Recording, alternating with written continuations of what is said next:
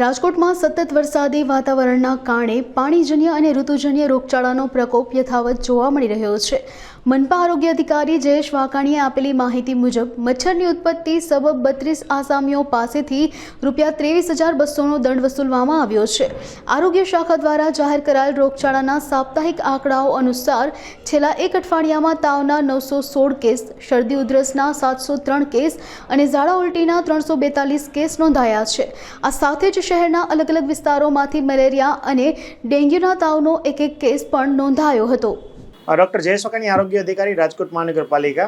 ખાસ કરીને ગત સપ્તાહે રાજકોટ મહાનગરપાલિકા વિસ્તાર હેઠળ આવેલા શહેરી પ્રાથમિક આરોગ્ય કેન્દ્ર ઉપરાંત પીડીયુ પેકેજ ખાતે નોંધાતા IHIPના જે આંકડા છે એ મુજબ જોવા જઈએ તો ગત સપ્તાહે મચ્છરજન્ય રોગચાળામાં મેલેરિયા અને ડેન્ગ્યુના એક કેસ નોંધાયેલા છે, જ્યારે ચિકનગુનિયાના કોઈ પણ કેસ છે એ નોંધાયેલા નથી।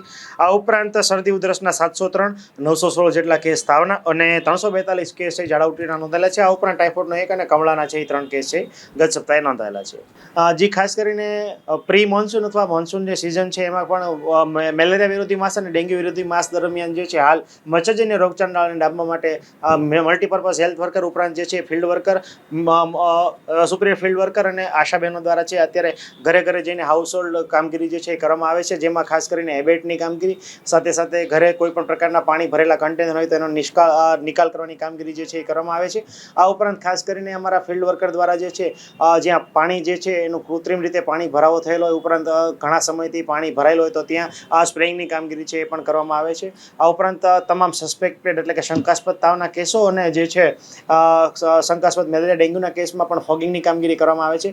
આ ઉપરાંત ખાસ કરીને અમારી મેલેરિયાની ટીમ દ્વારા જે છે હાલ જે છે દરેક ઝોનમાં જે છે કોમર્શિયલ બિલ્ડિંગો ઉપરાંત સેલરવાળા બિલ્ડિંગ, શાળા, કોલેજો, ઓફિસો, પ્રાઇવેટ ઓફિસો, પ્રાઇવેટની સંસ્થાઓ, વાડી, હોટેલ, રેસ્ટોરન્ટ વગેરે જગ્યાએ જે છે સઘન તપાસ જે છે હાથ ધરવામાં આવી છે, જેમાં કોઈ પણ જગ્યાએ પોઝિટિવ પાત્ર એટલે કે પોરાવાળા પાત્રો મળી આવે તો તેમને જે છે દંડની જોગવાઈ જે છે એ કરવામાં આવે છે, જેમાં ખાસ કરીને 82 રહેણાંકમાં 195 કોમર્શિયલ બિલ્ડિંગ પૈકી જે છે 32 આસામીને નોટિસ આપવામાં આવી છે અને કુલ જે છે એ 23,200નો વહીવટી ચાર્જ જે છે એ દંડ સ્વરૂપે વસૂલ કરવામાં આવે છે। હાલ જે છે કોઈ આપણે છેલ્લા 2 મહિનામાં છે કુલ લગભગ 110 ઉપરના જે પાણીના નમૂના જે છે લઈને એનું પરીક્ષણ જે છે એ પીડીયુ મેડિકલ કોલેજ ખાતે કરવામાં આવ્યું હતું। આ ઉપરાંત જે છે દર વર્ષે આપણે દર સપ્તાહે 450 થી 500 જેટલા રેસિડ્યુઅલ ક્લોરિન ટેસ્ટ જે છે એ કરીએ છીએ, જેમાં છેવાડાના નાગરિકના ઘર સુધી ક્લોરિનની માત્રા જે છે જળવાઈ છે કે કેમ એ એન્શ્યોર કરવામાં આવે છે। આ ઉપરાંત લોકોને પાણીજન્ય રોગચાળો ખાસ કરીને મેલેરિયા ઉપરાંત ખાસ કરીને ડેન્ગ્યુ,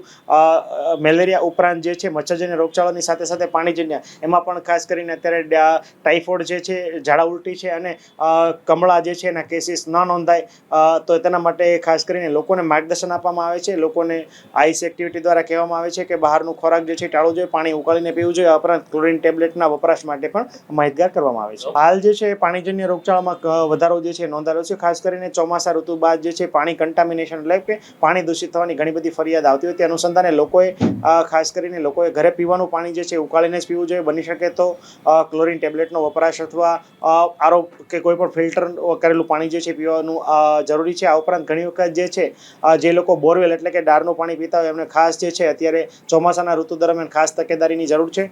બ્લીચિંગ પાવડર વડે ટ્રીટ કરેલું બોરનું પાણી જે છે પીવું જોઈએ અથવા ક્લોરિન ટેબ્લેટ કે ઉકાળીને જ પાણી જે છે ખાસ કરીને બોરવેલનું પીવાનો આગ્રહ જે છે રાખવો જોઈએ।